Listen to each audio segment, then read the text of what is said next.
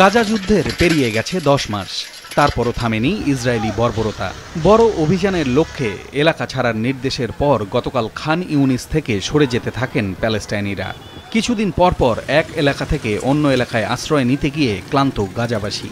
জাতিসংঘের হিসেবে যুদ্ধ শুরুর পর থেকে এ পর্যন্ত প্রায় 20 লাখ মানুষ বাস্তুচ্যুত হয়েছে উপত্যকায়। যুদ্ধবিরতির আলোচনায় বসতে রাজি হওয়ার পরও গাজায় হামলা অব্যাহত রেখেছে ইসরায়েলি বাহিনী। গতকাল খান ইউনিস, দেইর আল বালা সহ মধ্যাঞ্চলের বিভিন্ন এলাকায় হামলা চালায় তারা। এতে অন্তত 20 জন নিহত হয়। মোট প্রাণহানি 40,000-এর কাছাকাছি।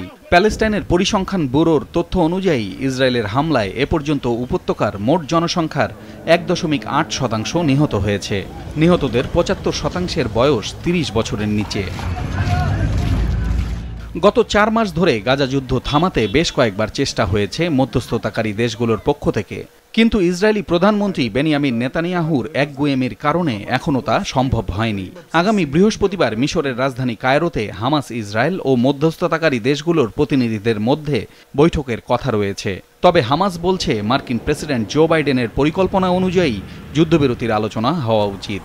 এরই মধ্যে গাজা যুদ্ধের পুরোপুরি অবসান চেয়েছেন গোষ্ঠীটির প্রধান ইয়াহিয়া সিনওয়ার। হামাসের হাতে আটক জিম্মিদের রক্ষায় যুদ্ধবিরতি চুক্তির দাবিতে তেল আবিব ও জেরুজালেমে বিক্ষোভ অব্যাহত রয়েছে। সাধারণ ইসরায়েলিদের দাবি, নেতানিয়াহু যথাযথ পদক্ষেপ নিতে ব্যর্থ হওয়ায় এখনও সব জিম্মিকে মুক্ত করা যায়নি।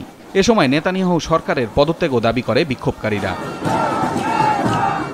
এদিকে গাজার বিভিন্ন এলাকায় ফের খাবার ও বিশুদ্ধ পানির তীব্র সংকট দেখা দিয়েছে।